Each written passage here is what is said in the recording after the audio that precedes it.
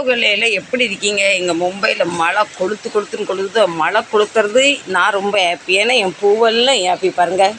என் செம்பருத்தி பாருங்கள், அப்படியே நான் இதுக்கு பூச்சிக்கொல்லு மருந்து பெட்டைசல் எதுவுமே நான் கொடுக்கறதில்ல, எந்த ஒரு உரமும் கொடுக்கறதில்ல. அப்படியே தினம் நமக்கு 8-10 பூ கிடச்சிருது. இப்போ நம்ம ரோஸில் பாருங்கள் நிறைய மொட்டு போட்டிருக்காங்க.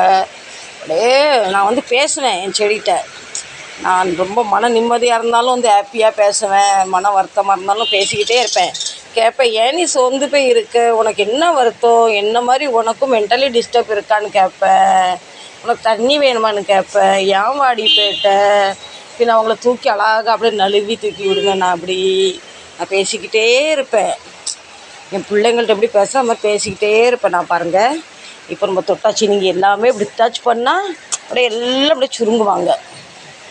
அதனால் நம்ம செடிகிட்ட எவ்வளோ முடியுமோ அதை பேசணும். இப்போ பாருங்கள், நம்ம பாவக்காய் பாருங்கள் எவ்வளோ கொத்தாக இருக்குது பாருங்கள், தெரியுதுங்களா? எனக்கு வாரத்தில் ஒரு 1/4 கிலோ பாவக்காய் கிடச்சிருது, தெரியுதுங்களா? தெரிஞ்சுங்களா? உனக்கு கீழே 5-6 பாவக்காய் இருக்குது. அது என்னால் குனிஞ்சு உங்களால் வீடியோ எடுக்க முடியல. நான் குனிஞ்சேன்னு வச்சுக்கோங்களேன், மொபைல் இந்த பக்கம் விழுந்துடும். நம்ம பூ பாருங்கள், எல்லாருக்கும் குட் மார்னிங் சொல்கிறாங்க. Happy good morning aunty, happy good morning அத்தை. நான் என் செடிக்கு பெருசாக இது பார்த்தோன்னா ரோஸ்க்கு தினம் டீ போடும் பார்த்திங்களா, அந்த மண்டி கொண்டாந்து போடுவேன். ப்ளஸ் அதுக்கப்புறம் நம்ம கருவேப்பில் பார்த்திங்களா, மோஸ்ட்லி நம்ம வீட்டிலே கருவேப்பில் பறிச்சுப்பேன். பின்ன காய்கறி கழுவுற தண்ணி, பருப்பு கழுவுற தண்ணி, அரிசி கழுவுற தண்ணி இதான் போடுவேன். இப்போ நம்ம மஞ்சள் இந்த ஏசி டப்பாவை தூக்கி இங்கே மேலே வச்சனால இந்த மஞ்சள் பார்த்திங்கன்னா அப்படியே அமுங்கி போச்சு. எனக்கு அதுதான் ரொம்ப ஒரு வருத்தமாக இருக்குது. வாங்க இப்போ கொஞ்சம் சுவாமிக்கு நம்ம பூ பறிச்சிக்கலாம். இன்றைக்கி வேலைக்கிழமை பார்த்திங்களா, இந்த பாபாவுக்கு நம்ம கொஞ்சம் நமன் போட்டுடலாம். இப்போ நமக்கு ரோஸ் இப்போ ஒரு வாரமாக தான் புது இலை புது மொட்டு வந்தனால பூ இல்லை டெய்லி 5-6 30 10-15 மொட்டு கிடக்கு ரோஸில். முந்திலாம் நாங்கள் சாமிக்கு கடையில் போய் நாங்கள் பூ எடுத்து சாமி கும்பிடுவோம்.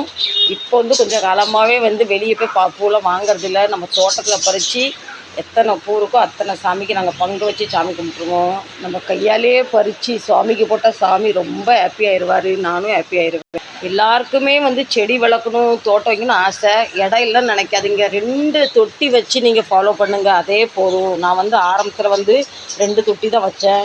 அதே மாதிரி நான் மோஸ்ட்லி பணம் கொடுத்து எந்த செடியும் வாங்க மாட்டேன். கருவேப்பிலை செடி அந்த கம்பு வச்சு நட்டு வந்தது. பின்ன மருதாணி மட்டும் நாங்கள் 125 வாங்கினது. இப்போது 2 வருஷம் ஆகிட்டு. இதில் எக்கச்சக்கம் டோட்டல் எங்கள் பில்டிங்கில் இருக்கவங்க அத்தனை பேருக்கும் நான் நம்ம வீட்டில் தான் மருதாணி அறுவடை செஞ்சு எல்லாருக்கும் கொடுக்கேன்.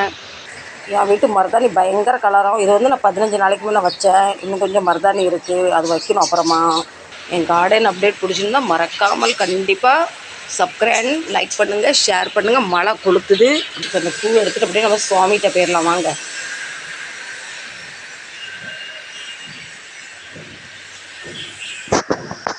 செம்பருத்திக்கு பிள்ளையாரப்பனுக்கு ரொம்ப பிடிக்கும். இன்றைக்கி 8 பூ கிடச்சிது. எல்லா சாமிக்கும் நம்ம பங்கு போட்டு வச்சாச்சு. விளக்கும் பொருத்தியாச்சு. நான் காலையில் வீட்டில் இருந்தேன்னா காலையில் கண்டிப்பாக விளக்கு பொருத்துவேன். என்றைக்கு நான் வீட்டில் காலையில் வேலைக்கு போகிறதுக்குன்னா விளக்கு பொருத்திட்டு போவேன். அது மாதிரி நான் வீட்டில் இருக்கிற அன்றைக்கி கண்டிப்பாக சாயங்காலம் விளக்கு பொருத்துவேன். இல்லைன்னா ஒரு நேரம் தான். நீங்கள் காலை மாலை விளக்கு எடுத்துவீங்களா? கமெண்ட் பண்ணி சொல்லுங்கள். முந்தி எப்படி நான் காலையில் விளக்கு ஏற்றிட்டு போயிடுவேன். எங்கள் மருமக வீட்டில் இருக்கும்போது அவங்க சாயங்காலம் ஏற்றுனாங்க. இப்போ ஒரு நேரம் விளக்கு தான். இந்த விஸ்கி தான் எங்கள் சின்ன பையனை ரொம்ப மிஸ் பண்ணிக்கிட்டு இருக்கா. காலையிலேருந்து சாயை குடிக்கல, இப்போ தான் சாயை குடிக்க போகிறேன். இதுக்கு இந்த கிளாஸில் ஊற்றிட்டேன். நான் நேற்று நைட்டில் பாத்திரங்கள் கொஞ்சோண்டு சாயை பால் அந்த கிளாஸில் ஊற்றி வச்சேன். பால் கிளாஸ் பின்ன அதை கழுவுணும், பின்ன வேறு கப்பு கழுவுன்னு சொல்லி கிளாஸில் ஊற்றிட்டேன். பின்ன சப்பாத்தி நேற்று பண்ணது. நான் காலையில் எழுந்துக்கவே இல்லை, ஒன்றும் செய்யவும் இல்லை. அவரும் சாப்பிடாம அப்படியே போயிட்டார். பின் இந்த சப்பாத்தியெல்லாம் நான் காக்கா வரும் பார்த்திங்களா, பிச்சு கொஞ்சம் கொஞ்சம் கொடுப்பேன்.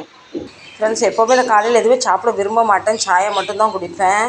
எனக்கு எதனால் சாப்பிட்ணும், இப்போ நான் மாத்திரை போடணும். இப்போ 2 நாளில் காய்ச்சல் விடவே மாட்டுக்கு. நேற்று சாயங்காலம் ஆஸ்பத்திரி போயிட்டு வந்தேன்.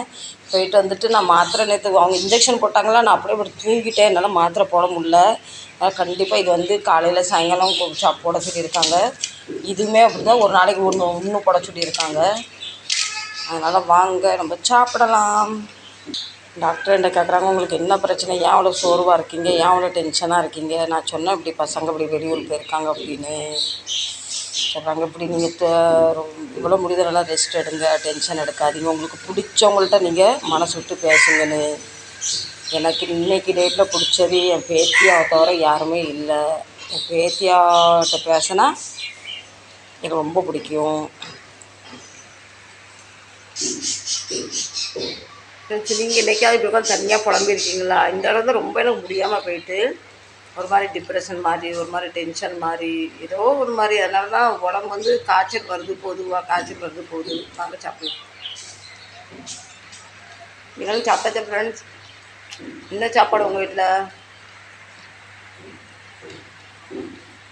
ஃப்ரெண்ட்ஸ், எனக்கு சின்ன வயசில் சூடு சாயா சூடு சப்பாத்தி ரொம்ப ரொம்ப பிடிக்கும் எனக்கு. உங்களுக்கு பிடிக்குமா சொல்லுங்கள். மும்பையில் இருக்கிறவங்க தெரியும் சாயா சப்பாத்தியோட ஒரு அருமையும் ஒரு பெருமையும். சரி ஃப்ரெண்ட்ஸ், நம்ம சாப்பிட்டுட்டு இப்போ மாத்திரையும் போட ஆரம்பித்தாச்சு.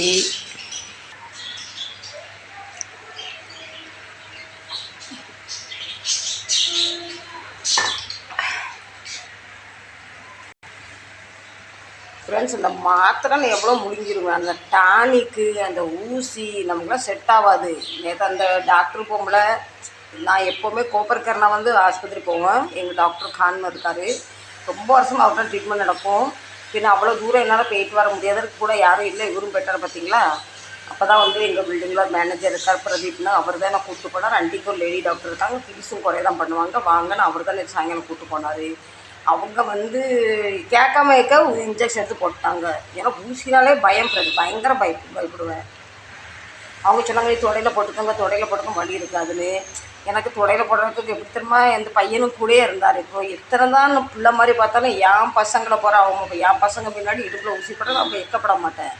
அந்த பையன் வந்து கூட நிற்கிறாரு, அந்த எனக்கு கீழே விழுந்துடக்கூடாது. ஏன்னா நேற்று சாயங்காலம் ரொம்ப உடம்பு முடியாமல் போயிட்டு அவர் தான் வந்து கூப்பிட்டு போனார். அதான் கடவுள் வந்து கடவுள் ரூபத்தில் மனுஷன் வந்து ஆயத்தம் பண்ணுவாங்கன்னு சொன்னது விஷயத்தில் நேற்று என் கூட நடந்தது.